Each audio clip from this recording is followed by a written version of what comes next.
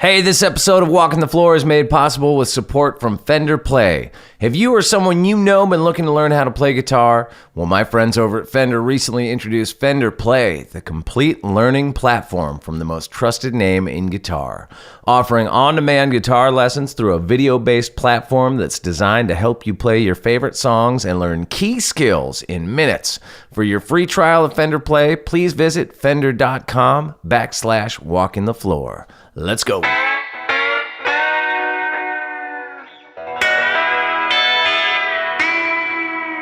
Hey, this is Sam Morrow, and you're listening to Walking the Floor.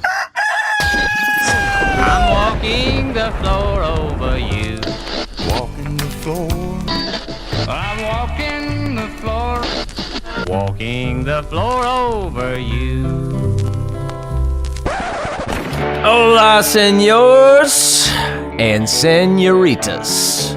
This is your old pal Chris Shiflett, and you are, of course, listening to another fine edition of Walking the Floor, America's favorite podcast, coming to you live. Well, not live, coming to you pre-recorded from Mar Vista, California. I've covered a lot of ground since our last episode, doing solo gigs and whatnot, and as you probably know, the Foo Fighter tour ended. So I've been enjoying a little civilian life, working my way back into civilian life. It's the day after Halloween. I feel kind of ill. I think I ate way too much candy yesterday. I have like a sugar hangover, and I'm all sore because I surfed Oceanside in the morning with some friends and my son, and exercised muscles I haven't used in a while. Goddamn. I got some gigs this weekend up in Ojai and Carp with Timmy Curran. Johnny Two Bags from Social D, and Jamie Wyatt. But by the time you hear this, that'll all be over, man. That'll be gone. That'll be in the rearview mirror. But don't you fear, because there's more coming. Texans unite and come out to our shows down there. I'm opening up for my good buddy Paul Cauthen next weekend, and the weekend after that, we're going to be hitting like Dallas, Houston. I'm doing a one-off show with Dale Watson and right around San Antonio. Then we're going to be doing some more with Paul Cauthen in Austin, and where's the last one? New Braunfels. That's what it is, New Braunfels. So get your tickets, go to chrisshiflettmusic.com and check it out. And there'll be more to come. I got a big announcement coming soon, maybe even by the next Walking the Floor episode. More announcements. I've been working hard with my team, putting together loads and loads of tour dates for next year. So stay tuned. It's coming. The news is coming. Okay, everybody, just again, a big thanks to everybody at Fender Play for helping to make this episode of Walking the Floor absolutely free every week. Fender Play is the complete learning platform from the most trusted name in guitar, available on desktop and mobile, so you can learn anytime, anywhere. And it's the quickest and easiest way to learn how to play the guitar, the bass, the ukulele, whatever you want. With bite-sized video lessons featuring hundreds of top songs and classic favorites of all genres. They got all genres over there. You can learn anything you want. So get on over for your free trial of Fender Play to fender.com/walkingthefloor. And support for Walking the Floor also comes from D'Addario. D'Addario, a fine maker of USA-made instrument strings and musical accessories, is committed to sustainability through the Playback program, recycling over 1 million used instrument strings. For more information on the Playback program and how to help in its mission of reaching 2.5 million strings in 2018, visit playback.d'addario.com. And let's not forget our good friends over at Zounds.com, where you get all of your gear needs right there on the interwebs. Zounds.com. They got free shipping on every single order, no exceptions, no exclusions, and most of those orders, they get to where you are within 2 days. So get on over to Zounds.com, and we're going to get on over to the interview.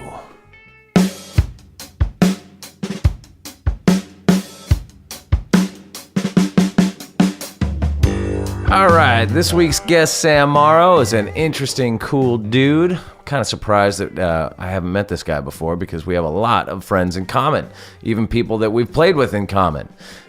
He is out of Texas originally, took a brief detour to New York City, and eventually made his way out to Los Angeles, where he told me that music wasn't even really the focus of why he moved out here, but he eventually found himself in the LA Americana music scene, playing places like the Grand Ole Echo and Love Song, and eventually getting a record deal with a local label here called 40 Below, and started putting out records and hitting the road and doing the whole thing.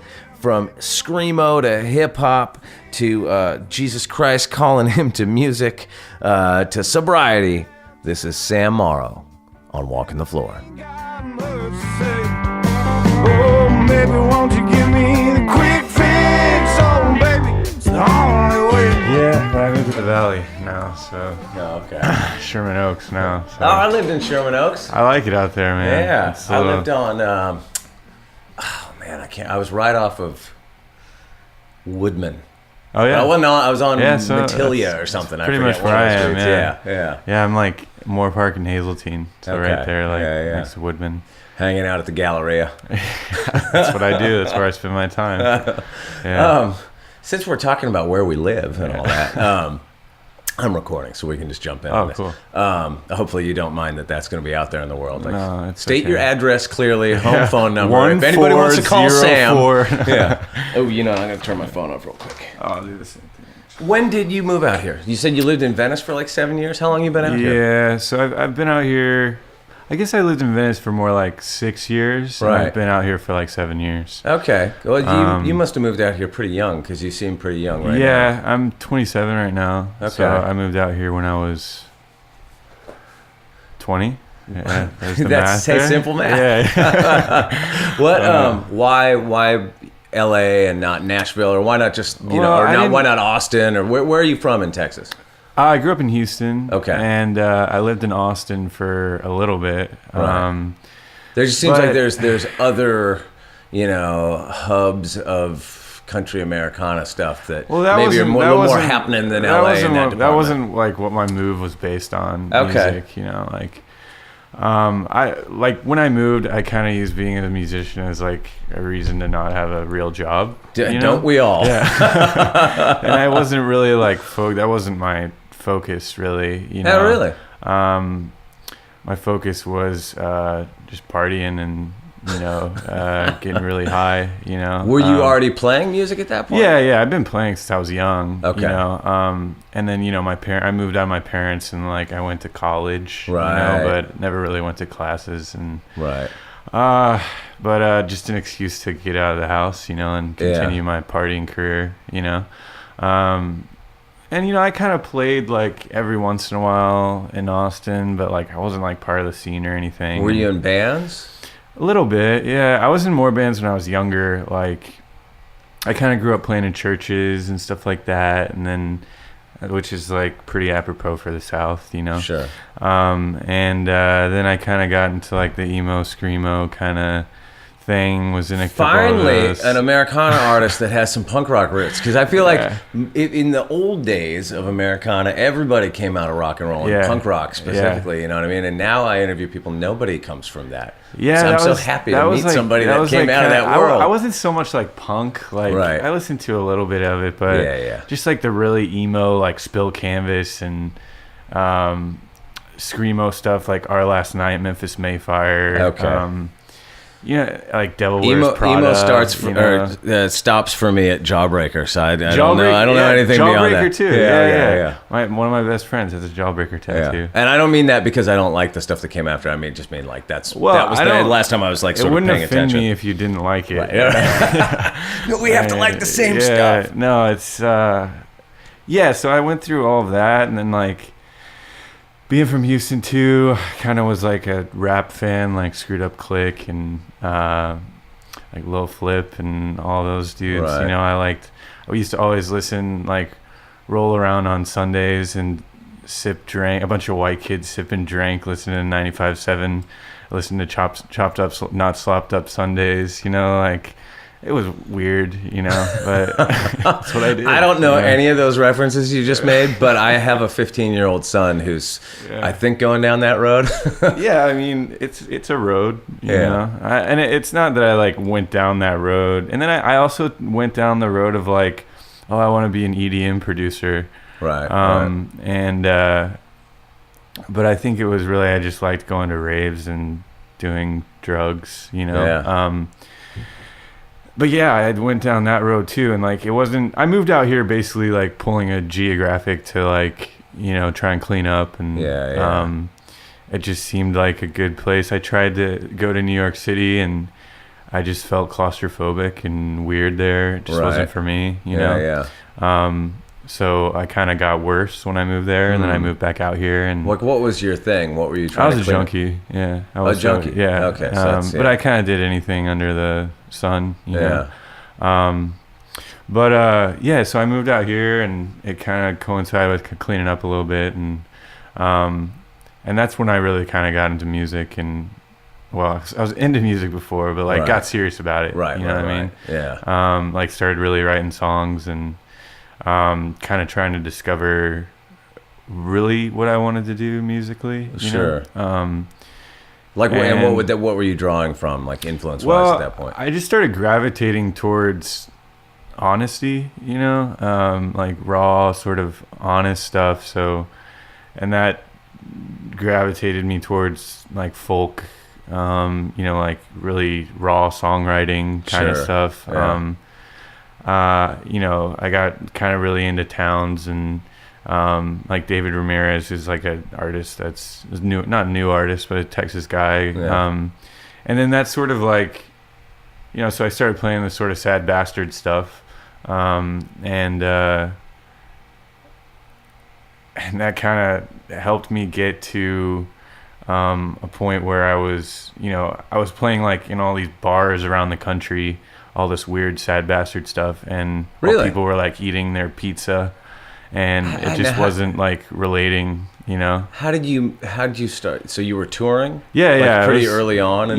So I started touring maybe like 5 years ago with management and a booking agent and all that sort of stuff. Or I was just kind of like hitting the road. I mean, I had my first record I put out on a label.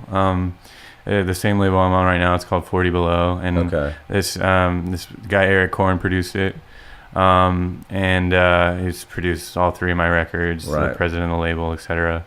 Where are they based out of? Here in LA? Here in LA. Okay. Yeah. It's just a small producer label kind of thing, but it's been cool to like kind of see it grow. You made a record before you hit the road?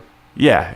Okay. So what led to you? How'd you go from sort of part-time musician partier to a record deal? There must have been something in between there playing around town. I guess I kind of skipped that, but so I didn't really have anything to do when I moved out here, so I went to Musicians Institute. And I didn't like it. Like I was only there for like 6 months, but I met a lot of good people. I knew many people that went to Musicians Institute as a way to like sort of tell their parents, I am going to college. Yeah, I'm doing something. I'm doing something. And it was like just to get to LA. It was to tell myself that too. Right, like sure. I'm not just like sitting around, Yeah. Did you pick up some theory and some chops and stuff like that? Yeah, a little bit, like recording techniques. It's and changed stuff like a lot over the years, right? Well, whereas before, the knock on Musicians Institute was that it was like cranking out Yngwie Malmsteens. Yeah. You know what I mean? But that's not what it is now. It is a lot of that though. Right. Yeah. Okay. But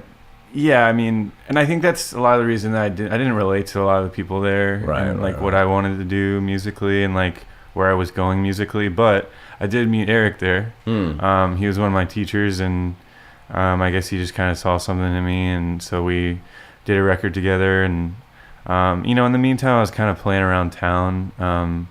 As much as I hate playing around LA, I was just kind of doing it anyways, It's funny, I mean, I've lived here on and off for a long time. Yeah. And grew up not too far away, and LA was the place we came to show. So I've been around the music world for a long time here.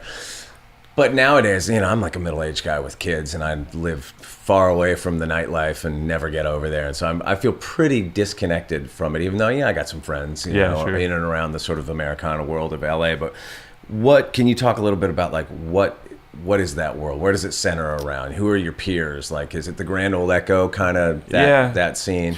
Yeah, well, I mean, when I first started, like, when you don't know anybody in LA, it's like you get a lot of the pay-to-play stuff. Yeah.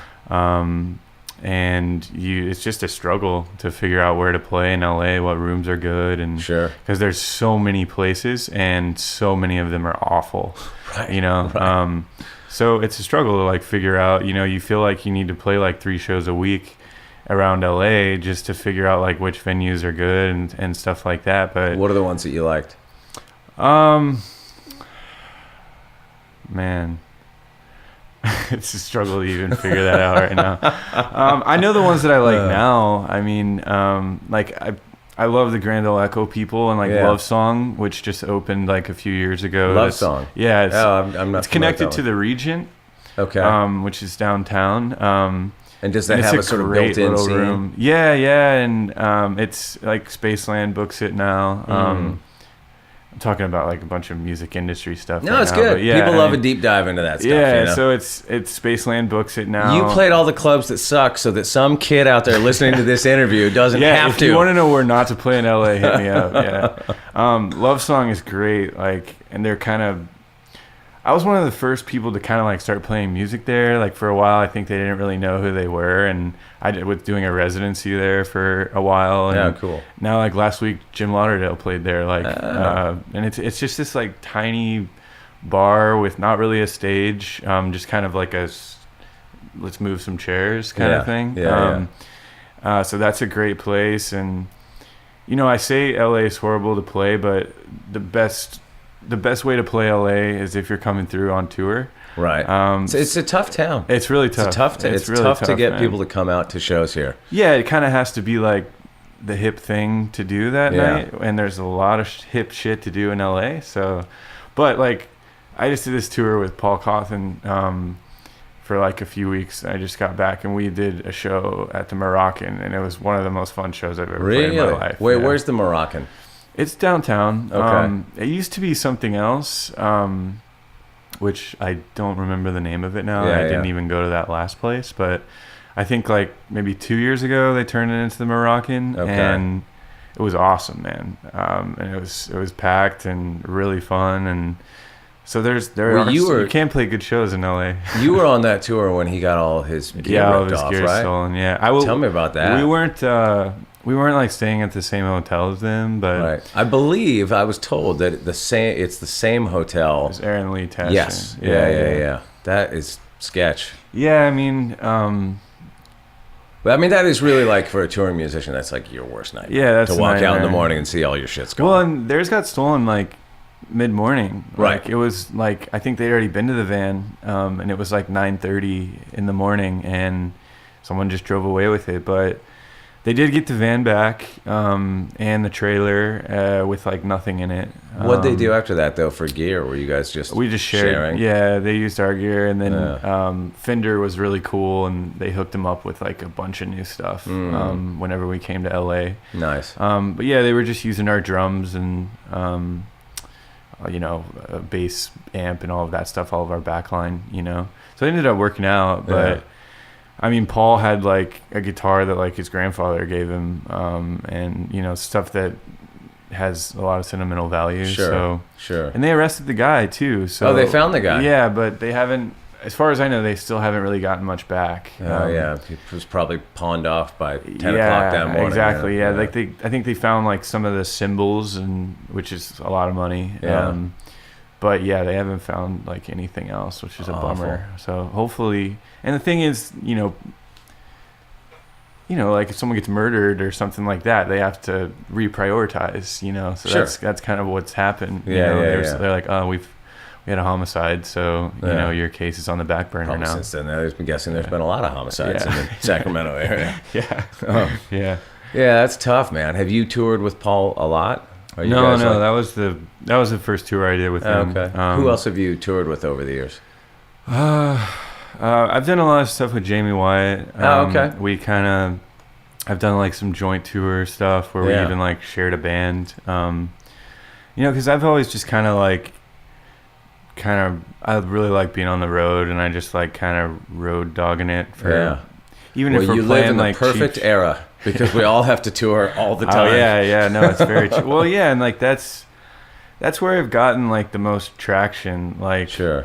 you know, I get written up in, you know, Rolling Stone or whatever, noisy whatever, and it's cool, but like I don't really gain fans from that, you know. Right. Like I gain fans from It's playing that's shows, like going out there and like meeting people, and Sure. but I mean, one thing leads to the other, you know. Like the Rolling Stone noisy leads to better shows, and Right. you know, better Yeah. all that I think stuff. it's you a know? bunch of different things happening simultaneously that maybe if you're lucky you get a fan from. Yeah, exactly. You know what I mean? You got to play the shows. You got to get the write up in the whatever it is. You got to get on some cool playlists. You Yeah. know what I mean? Maybe get your song on Outlaw Country. What? It's got to be Yeah. all those things have to happen, and then maybe somebody goes and like actually checks out your music. Yeah, you know? exactly, man. Yeah. Exactly. It's just like, I mean, my manager like just pounds into me like how much every little thing means, you know, because I get like, why the hell am I going to this radio thing in fucking bumfuck Oklahoma at 7 a.m., you know, and I'm not even playing a show in Oklahoma. Right. And he's like, well, blah, blah, blah, blah, blah. This is why, you know. So, I've had that debate so many times with people where I'm like, look, the radio station isn't playing my fucking song. Yeah. And they're never going to play. We all know they're never going to play my song. Yeah. So why am I wrecking my sleep and fucking my voice up Yeah. to go in to answer And questions? like pissing the band off too. Right, you know? yeah. I mean, I'm so with you there, dude. Like the going into the radio station has never turned like, you know, we did 40 pre-sale and I went into the radio station and 500 people showed up that night. It's never happened. Yeah. The radio's tough. I mean, like luckily we got to top 10 on the Americana charts with this Really? record, which is Nice. great. Is this what, would you say that this record is getting traction in a way that your first couple? Oh, absolutely. Right. Yeah, absolutely. But yeah, like I said, like we got to top 10, but like I still don't really know what that means. Right. You know what I mean? You know, like it's better than not being there, but it's not like I'm playing these fucking sold out shows. Wait. everywhere or Let me get this anything straight. like that. You were in the top 10, and you didn't that day go to the Lamborghini dealership. I know, it's crazy, man. It's not the '90s anymore with Billy Corgan, like, you know, getting to the number one hit and going straight to the Lamborghini dealership or anything Tell like me that, about you it. know? Nobody's more aware of that than me, my friend. Yeah, I mean, it's. I mean, and look, I'm young, so like, this is the industry that I know. Yeah. You know, like Yeah. obviously I hear stories and. There's a lot more money in record labels now than there has been in a long time. Well, yeah, thanks to streaming. Yeah. So hopefully at some point. But the labels are making it all. No, that's what I was going to say. Yeah. That's not being passed on to the artist. Yeah. But at some point, hopefully, you know, artists hopefully, will stand like- up and go, hey, wait a minute. Yeah, hopefully it evens itself out a Right. little bit. You know. Yeah. It's almost like we've gone back to it's like the 1950s, and it's all singles, and Yeah. we're all getting fucked. Which But, is weird. Yeah. Yeah. It's gone I right back think- to those days. I think like anything, it'll hit a breaking point again. And Yeah. I Things don't just know, you have evolve, to it figure changes, it out, you know. Yeah. It has to be figured out. Yeah. I don't even pretend to have the answers. I'm just gonna keep like playing shows and Yeah. trusting other people a little bit, you know. You mentioned the name of the guy that owns your label and has produced your records. What did you say his name was again? Eric Korn. Okay, so tell me about your latest record and working with him. Yeah, so Concrete and Mud is the title of the latest record. My first two records I kind of did like a year apart, and I don't think it gave me enough time to kind of do research and like figure out what I wanted to do, or even kind of how to get down onto tape or Pro Tools, like what's going on in my head, you know? Right. But I think that those two, although I liked them as individual records, I think that they were like sort of learning experiences for me. Yeah. So yeah, this one I spent like 2.5 years just kind of doing research, like listening to different bands or bands that I hadn't listened to in a while, and listening to like the bands that influenced them. What, in terms of like research on production styles and sounds and things like that? I mean, I say research, just listening to anything like production styles or songwriting or just listening to different sounds that I wasn't familiar with. It's great. I love doing that. I love sitting down and listening to a song that and just going like, why does this make me want to break shit right now? Like, what is it? What is the specific thing in here that's doing that, Yeah, and I think that I never looked at songs like that before I started making records. I didn't listen to the production. And even now, like, I don't know. After this record, I learned more on this record too. But like coming into this record, I just kind of would describe stuff, but by how it made me feel. Like, there's a guitar part on a song on there called "Quick Fix," and I was trying to describe to Eric, like, I want it to feel like you're trapped in a box and like trying to get out of the box. Like, that's how I was like trying to describe how I wanted it to sound, and he's just like, all right, man. Like, but turns out that means like 3 different types of compression and a phaser, right? So now I kind of know more about that stuff, and I think it's cool. Like, I'm more interested in that stuff now. Like, who are some of the influences maybe that crept into this record that you were listening to at the time? I listened to a lot of Little Feat. Cool. It's probably one of my favorite bands of all time. And even like there was the first Robert Palmer record, who's the Addicted to Love guy. Sure. And that was like the Meters playing, and Lowell George produced that record. Really? Yeah. Wow, awesome I've never record, heard that. Man. Wow. It's awesome. They're like the first 3 songs are just a medley. One of the first one's a Little Feat song, and then the other 2 are, I think, just like Robert Palmer songs. But and then I listened, like, dove headfirst into a lot of Skynyrd stuff. Like, it's easy to just be like Skynyrd, Freebird, or Did you I see think that Skynyrd Ed King died today? Yeah, I did. Man, it's really sad. And I just watched that documentary too, and he looked the healthiest out of all of them. Like, I would have expected him to die last. Totally. It kind of blew my mind a little bit. I know. It's really sad. I never knew he was a California guy until I watched that documentary. I didn't know. I've loved Skynyrd's music, and I would say they're a big influence on me. But I didn't know anything about their backstory.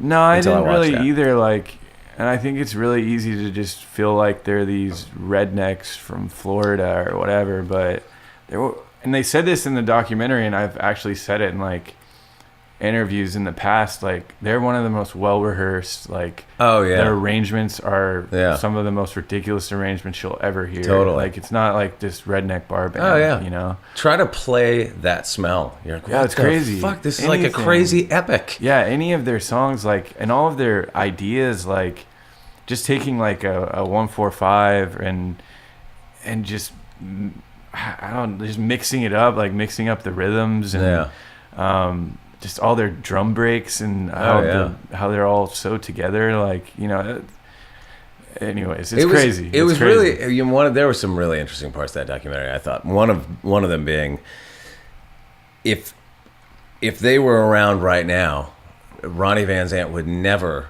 openly talk about gun control the way he was. I mean, I think that shows you how far culturally we've changed. That was just like, he's like, get rid of all of them, man. They're fucked up. They're killing everybody where I live. Kind of thing. Like, when you listen to like Johnny Van Zant stuff, like, he's kind of the opposite of Ronnie. Like, politically and right. Because now they have like "Give Me Back My Bullets" and all these songs that I don't think Ronnie would have related to or written. Definitely not written.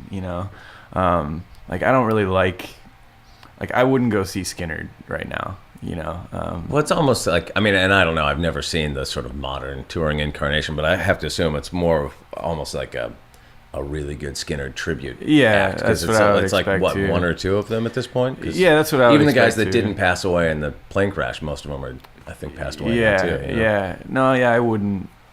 And same with Little Feat. Like, I would have no desire to go see them without Is Lowell. that the same kind of deal? Well, no, it's just Lowell. Lowell died of an OD, like, okay. in probably, I don't know what year it was, like maybe mid-'80s, something like that. And they're all Topanga guys. So those really? Like Lowell and Richie Haven, which is their drummer. They all played in Frank Zappa's band, which is, I can't remember the name of it now. It's the Mothers of Invention. Yeah, Mothers of Invention. Yeah. And Frank Zappa like convinced Lowell, like, dude, you should start your own band. Oh, wow. You know? And that's how Little Feat got started. Really? So I never those knew are that. all LA, like California guys. Yeah, you know? yeah. They're not really like, they're more, their influence is more like, I guess, New Orleans and, you know, rock kind of country, but not really like California country kind of thing. But, Right. Are you into any of the California country stuff? Yeah, I mean, and I don't mean like the bit. Eagles kind of thing, but I mean more like, you know, the sort of Like Bakersfield sound. stuff. And all that. Yeah, I mean, I listen to Buck and Merle and Sure. Yeah, but I'm not like, I wouldn't say it's like my favorite thing. You know, like right. I kind of get like lumped into being a country artist, which I do play country tunes and like there's country cuts on the record. But that's not like all I listen to or anything like that. And I didn't like country music for a really long time. Right. You know, just being from Texas, and I kind of had this like punk rock attitude where everyone around me likes country, fuck country. Right, you know? right. That's how I felt growing up, because I grew up in Santa Barbara, you know, a little bit north here. That's how I felt, you know, in the 70s and the 80s. Like everything was hippie stuff and reggae. Yeah, so the thing that I hated more than anything else in the world was like the Grateful Dead and, Yeah. and reggae. You know what I mean? Yeah. And I've sort of, as an adult, I've come to be okay with that stuff. Yeah, you know what I yeah. mean? Grateful Dead's still tough for me, but I've just there's a couple of those started- records I dig. I've like kind of just started, like even this last tour, like I kind of made a concerted effort to like, I'm going to listen to a bunch of Grateful Dead records this tour. And Did you watch that documentary series? No. Oh, it's on Amazon Prime, I think, and it's I'll have really to check good. that out. Really good. Yeah, I mean, the harmonies are just tough for me, man. Yeah. And I was talking to, you know, Brian Whelan. Very well. Yeah, I love Brian. So, we've toured, he did the last tour with me, and he's about to really? do this tour with me. Oh, cool. But playing guitar with you? Yeah, playing guitar. Oh, yeah. dude, he's so good. He's a monster. So Yeah. good. And he's a all really around good monster. dude. Yeah, all around. yeah. Good guitar playing monster, keyboard monster, Yeah. singing monster, songwriter monster. That Yeah, guy's his like harmonies he's are got the whole insane. thing. Yeah, but we were just talking about like how oftentimes we can't get past the harmonies. Like they're just so bad on a lot of those records. You know, like it's. I mean, I like probably like the early. My drummer Matt was like, you should listen to the early '80s stuff. That's kind of when the drugs were working the right amount. You know. Right. And so I think that's kind of what I've sort of gravitated more, is like that kind of era of the Dead. But yeah, I'm still working on it. Yeah. Yeah. Still work in progress. Yeah. I'm not walking around a parking lot somewhere going like, I need a miracle. Yeah. But I can dig some of it. You know, it's all right. All right, you mentioned, you know, partying and drug use and all that sort of stuff, and given all the stuff that we've talked about, you know, touring a ton, you know, kind of road dogging it nowadays, is that hard? Is that a hard thing for you to manage? And I say that, by the way, as somebody that's going on 12 years of sobriety myself. You know? No, congrats, man. Yeah, not really. Like, I don't think about it too much anymore. Right. Was it hard in the beginning? Yeah, I mean, I kind of had to like slowly, you know, dive. At the very beginning, I sort of surrounded myself with, like I was in rehab for 99 days, and then I went to like a sober living for like 6 months or whatever. Oh, wow. You know, so I was pretty like really immersed took it in seriously, that whole thing. Yeah. Well, like I think I understood that it was like either that or I was probably gonna die. Yeah. You Well, know? I think one of the hard things in the early period of getting sober, when the sort of euphoria of like, oh my God, I got 30 days kind of wears off, is, you know, you've spent your life hanging out with other people that you gravitate towards, other people that are into the same shit as you. Yeah, sure. So when you're using and drinking or whatever it is, those are your close friends. Yeah. And so that's what's so fucked up about sobriety early on, is you can't be around your friends. Right. Yeah. You know? Yeah. And it's hard for touring, because you're kind of touring with your friends. Everybody knows you a certain way and expects that, and you go to Cincinnati and all your buds show up. Come on, dude, have a fucking beer, or whatever it is. You know what I mean? That's how it was for me. It's been long enough that it's just life now. You know. Yeah. Yeah. I think. I don't know. I didn't really have that experience of like too much too many people like, hey man, you know, come on, let's have a drink, blah blah blah. Like, I do get that a lot on the road now. Like, Right. I mean, I play in mostly like small clubs or bars or anywhere with a bar, really. Yeah. So, and I play like kind of drinking music. So Sure. people don't understand, especially just some drunk fan like that wants Yeah. to buy me a shot. Like, Yeah. they don't understand. So it's more of like walking that line of like not being rude for me. Sure, You know, sure. that's like kind of what worries me the most. Yeah. Not worries me, but yeah, some people just don't understand. It's not that I don't really have it's not that I have the temptation to do it. It's like kind of letting people down easy, I guess. Right. But yeah, like I said, I don't really think about it too much, you know. I've got like enough going on to where I just know that I know myself well enough to just be like, I would throw all this shit out the window if I did that right now. Yeah. You know. Yeah. I mean, I think that's that little feeling you always have to keep right there. Yeah, you know? that just sort of like tape that you play back, I Right. guess. Because I mean, I've kind of tried everything, you know, tried just doing this or just doing that, and Right. for me, it just doesn't work, right? You know. Yeah. Stick to coffee. Yeah, exactly. So we're doing a partnership with Fender, and specifically cool. they have this thing called Fender Play that's like their online music lesson platform thing. It's an app and it's a website and stuff. So, and we talked about this a little bit. Well, I don't think we talked about this at all, actually. Did you take a lot of lessons growing up? Well, I guess you went to MIT, so that's kind of lessons. Yeah. So when I went to like an independent artist program there, so it was kind of weird. It was like I took like a songwriting class, a recording techniques class, Right. took like a vocal class. I honestly never really like. I was pretty much self-taught, you know. Okay. And I'm still not like. I just really like got serious about guitar like in the past like 3 years, you know. Right. Before Were I you more like just focused on singing and writing songs yeah, and stuff? before that's kind of what that was what the guitar was as Right. a tool, and now I don't even play acoustic anymore, and like I just play electric. And Well, I mean, why do you think you started playing in the first place? Like, what drew you to it? Jesus Christ drew me to it. Now. Really? Oh, that would be the best answer. God damn it. Yeah, no, but really, like, I started. I kind of like figured out that I had an okay voice at some point, and then I started playing in church, and the guitar just kind of came with that, you Right. know. And I'm super grateful for like church being there because it gave me an experience of like playing with a band, Yeah. which a lot of people don't get, you know. Sure. And I just, Especially nowadays. yeah, You know, I look at my kids. Nobody forms bands in high school anymore. No, it's not cool bizarre. anymore, man. Yeah. It's not cool anymore.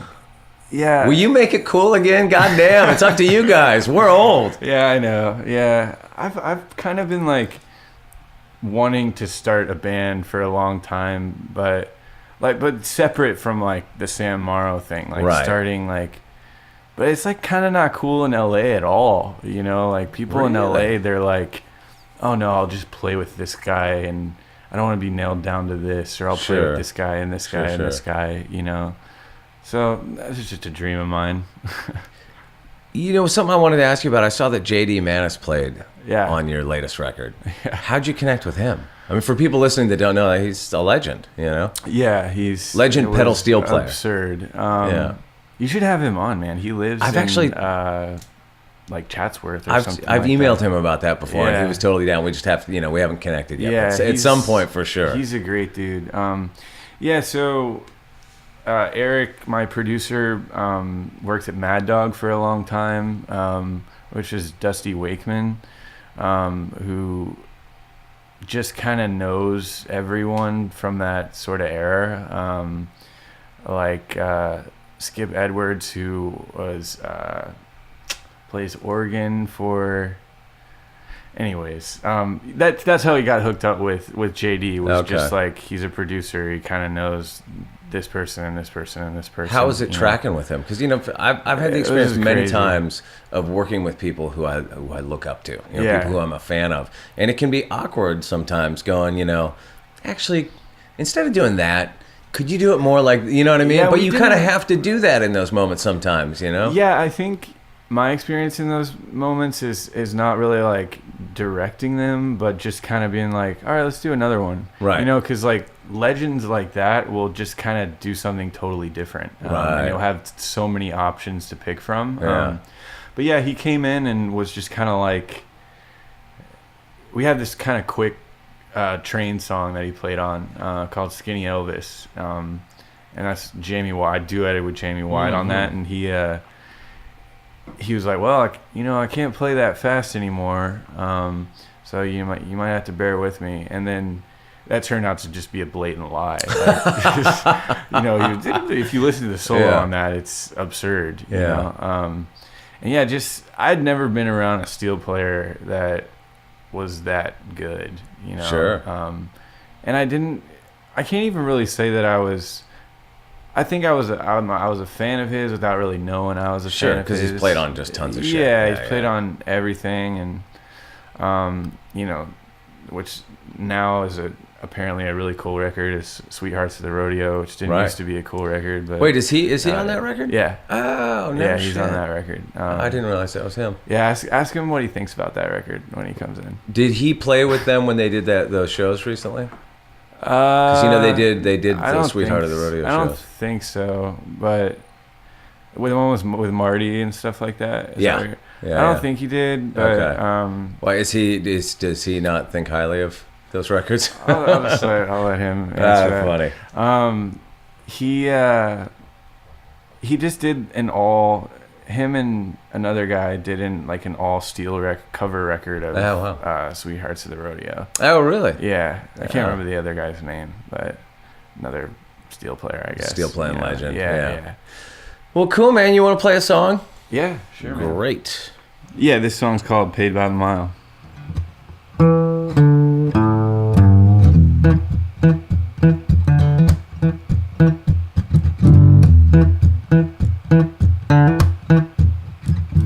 If I only had a dime for every line on my face, I'd buy a drink for every fool in this place. Giving you my 2 cents, say all that I've been through. Can you take it or can you leave it? Can you tell me what to do? Well, I'd take my time, I'd go inside. I only got paid by the mile. If I had a nickel for every song I tried to write, I could have checked every underdog's days in the fight. Yeah, the one thing that I know, I'm hungry every night. You ain't down till it's over, you ain't over till it's right. Well, I'd take my time, I'd go inside. I only got paid by the mile. Every night, every show, every dream that comes and goes, every trouble, I just smile. If I only got paid by the mile, if I only got paid by the mile.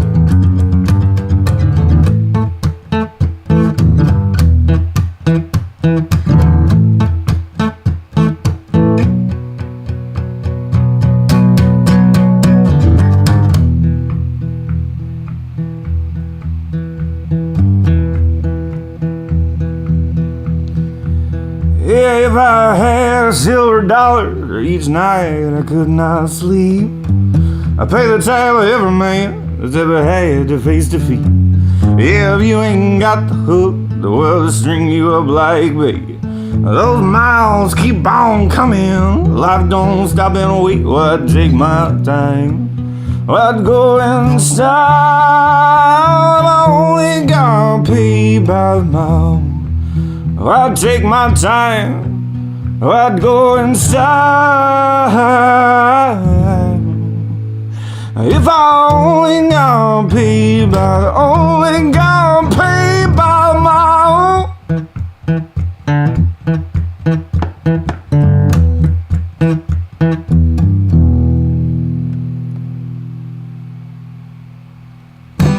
Yeah, buddy. Woo! Thank you for coming down today, dude. Appreciate it. Thanks for having me. Sounds great. Thanks, appreciate it. Yeah, my apathy gets the best of me, and there goes another friend. All right, that was Sam Morrow on Walking the Floor. Make sure you get on over to walkingthefloor.com because I'm going to put a bunch of cool links up to all the stuff we talked about, and then you can go check out where Sam's on tour and buy his tickets, buy his t-shirts, buy his vinyl.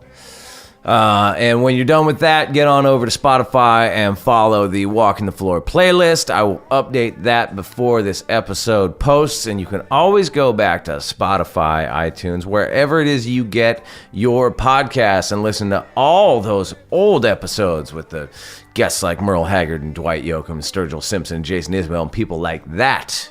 So check it out. Okay, thanks again to everybody at Fender Play for the support. If any listeners are interested in learning to play guitar without those usual hurdles, check out a free trial of Fender Play by visiting fender.com/walkingthefloor. That's it for this week. I'll see you guys in Texas with Paul Cawthon. Adios, amigos!